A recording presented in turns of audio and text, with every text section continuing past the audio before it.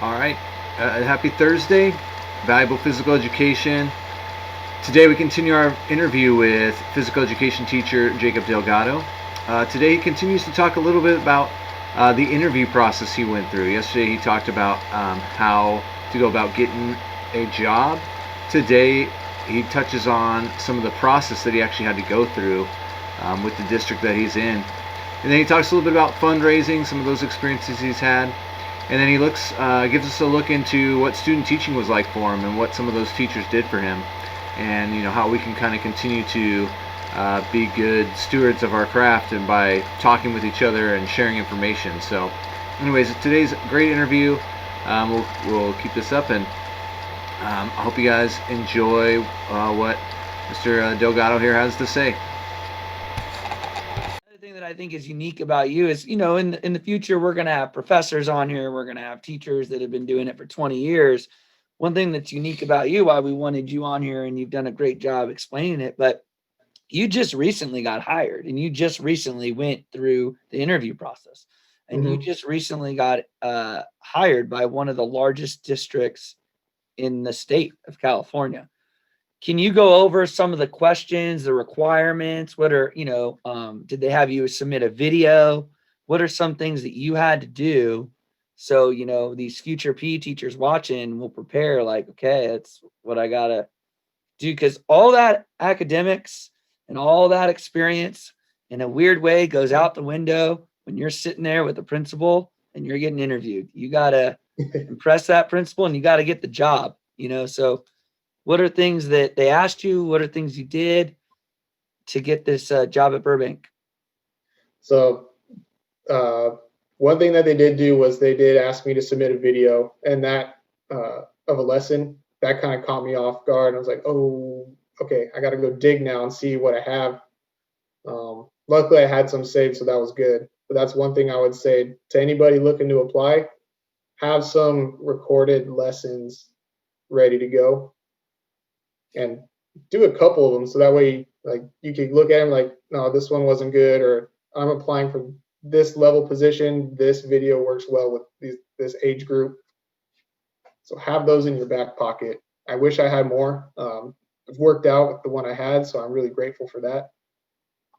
uh, Another thing is, you know, have your experiences and like achievements ready to go. One thing they talked about was, have I done any fundraising? How did that go? And that was one thing I was like, oh, I just did this. This is perfect. I did a fundraiser to raise money for the PE department and the sports department at the previous school I worked at. We met our goal and exceeded it by X amount of dollars. So we were able to get all new equipment that the kids needed. We were able to get a practice set of baseball gloves for the kids who didn't, for the team, so that way if they didn't have one, they didn't have to worry about it. Everybody could play. And I felt like that was something that jumped out to them. It's like the ability to fundraise was one, having planned a lesson and recorded it was another. And that's something that I would say to anybody looking to apply to the district: have that stuff in mind as you're submitting your application, as you're going through the interview process. Cool. You brought up fundraising. That's something we talked with our last guest about. And could you tell us a little bit more about the fundraiser that you had success with, and if you've done any other fundraisers, what you think works well, and if there's been something that was kind of a bust? I mean, you let us know what it was, and again, just all kinds of experiences are helpful, whether it's a success or something that just didn't quite go right. We've had those Mhm. before. Yeah. So I did a jogathon fundraiser with the students at my school. I always try, when I organize them, I try to get the students and the community involved. So I not only had the students go out and fundraise, I had the teachers also go out and fundraise. Like, hey, do you know anybody in the community that would want to help support these programs? We're working with students with disabilities. Um, we're trying to provide equipment for sports. And I gave them a list like, this is the stuff that we want to get, so that way these kids can participate in these activities. see if anybody would be willing to help out. If they want to sponsor a student, that kind of gives that student a little more incentive to want to go out and try their best and work really hard during the jogathon. Or if they're willing to give a flat donation, or even if they're willing to just provide the item, anything helps. If it's $1, 10 cents, whatever it is, these kids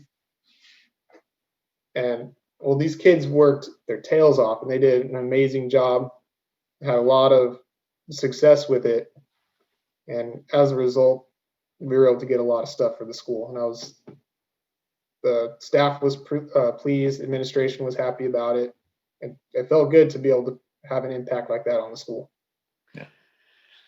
Yeah, that sounds amazing. What's exciting that I'm hearing, from someone who's relatively new at the profession is it sounds like you have experience with fundraising, because all PE teachers, whether you have experience or not, you better get good at it quickly. And it doesn't matter what school you're at. Like I'm at Bishop's right now. We still fundraise over at Bishop's, and I've been at some of the most underserved schools in the country, and you got to fundraise there too. So sounds like you're doing good things there. It sounds like you did student teaching not too long ago. What's some advice you would maybe give to a student teacher? Because I remember it, but it was again in 2010. So it was 10 years ago when I did it. And I remember what I felt like the first day, but can you kind of go through those emotions and maybe give some future college students or future PE teachers advice, what you went through, and maybe a story or two that you're like, whoa, this didn't go well, and this is how I fixed it? Yeah. It was pretty recent. I can remember like first day going in there, meeting the kids and having to do any form of instruction. Like I felt nervous, and I'm sure the kids noticed it. And being in a high school environment, they're like, "Oh, we're gonna get this guy."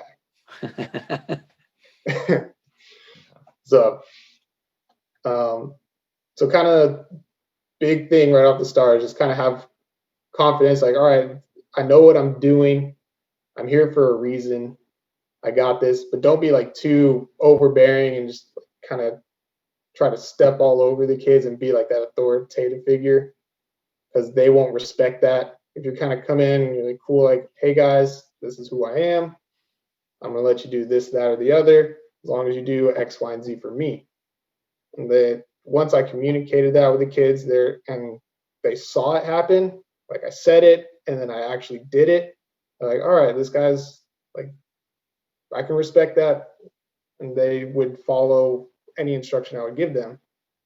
I was like, okay, cool. There's that mutual respect established. Now we're good to go.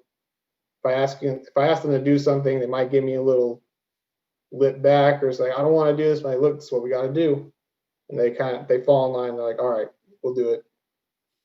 So that was my big takeaway. One thing I found out real quick is I tried to force a lesson during one of my observations to work.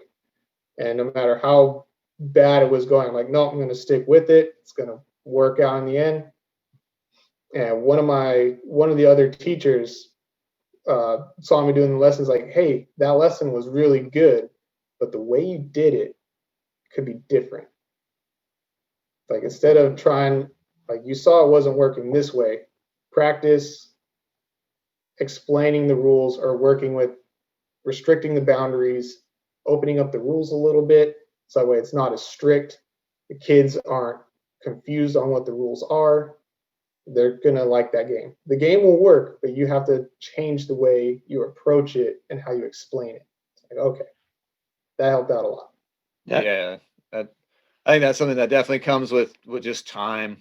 I can think back to times early on trying to, like you said, force games with certain rules where it's like, no, this is the way it's supposed to be played. And then you realize, oh, you can tweak these things and make it a lot more fun and enjoyable for the entire group. So that's a great observing teacher right there that can do that to you and help you see that so early on. So that's awesome experience. Yeah, well, to chime in on that too, first is the fact that you set the culture and the tone with your students and said, here's the boundaries, here's the rules, and then you walk the walk and talk the talk. That's a veteran move, and kids, one thing that we've said on the podcast with college coaches that are volleyball college coaches, PE teachers, is the recurring theme for this last month is you got to be genuine and be authentic and be yourself. And you clearly were at the beginning. And then another thing I think is just really cool about the high school setting that you were talking about. It's a little different than elementary. Now you're at elementary. I am too. Elementary, I feel like you're sometimes on an island and you don't have that other PE teacher that's maybe observing with you and said, hey, did you think about doing the lesson just this way, just a little different? And it's kind of cool that you had a high school teacher near you that knew PE and was like, great lesson. 95% of it's great. Why don't we just twist it a little this way? And I think that's cool. But that's the whole point of why we're trying to do this, to build awareness, so. But definitely. And I appreciated that guy for taking me aside and kind of giving me a little inside information. It's like, oh, this is really cool. He wasn't even my master teacher. It's like, you didn't have to do this. This was awesome. Like that sense of community. It's like, this is cool. Like, it's nice to be a part of that. Yeah. And I mean, like Kevin said, I think my guess would be even as a high school teacher, sometimes you probably feel like you're on an island. You still get separated out into separate parts, but certainly a lot of middle school physical education teachers, elementary teachers, you're totally on your own. And so, we're hoping this is a place where people can come maybe listen and hear some of these stories and understand that they're not actually alone as much as you may feel like it when you're out there on the blacktop, with nobody else there. But all right, we want to thank Mr. Delgado for another good episode today. Some great advice there about how you got to be prepared for these interviews that come up. Some good advice on some fundraising ideas, and then some great information from his student teacher. Again, and it wasn't even actually his master teacher; it was just another teacher there working that had some ideas and was willing to share them. And like we kind of said, a lot of us as physical educators are on our own a lot of the time. Some of us don't even have a department. I know I've spent most of my career as the only physical education teacher, but I can tell you those other years where I have other people to bounce ideas off of, even if it's an aide or somebody who's just coming in as a part-time teacher.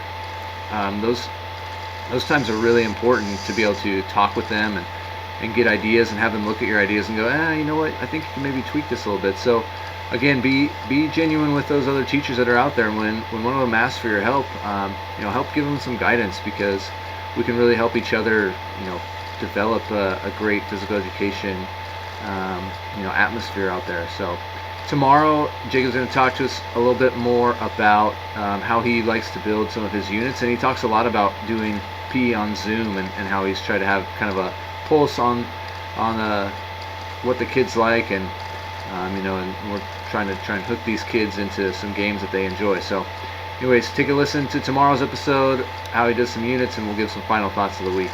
All right. I want to thank our sponsor, One Stone Apparel. They do great physical education clothes. They made us this great polo for valuable coaching, and they do awesome vocabulary tees, perfect for physical education. They got great words on the back. You can customize them. Great artwork. Easy to work with. Dave at One Stone Apparel. Check them out, onestoneapparel.com.